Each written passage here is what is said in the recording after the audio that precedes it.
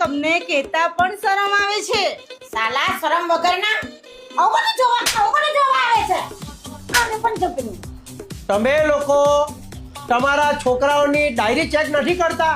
કેટલી બધી કમ્પ્લેન છે અંદર. કરીએ છે ને આઈની ડાયરી. વાંચો જો શું લખેલું છે અંદર. તમારા છોકરા રાબેતા મુજબ સ્કૂલ આવે છે એવું લખેલું છે અંદર.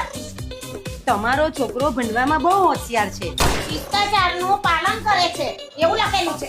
અરે દરરોજ યુનિફોર્મ પૂરેપૂરા પહેરીને આવે છે. તમારા છોકરા જેવો તો આખી સ્કૂલમાં કોઈ છોકરો જ નથી.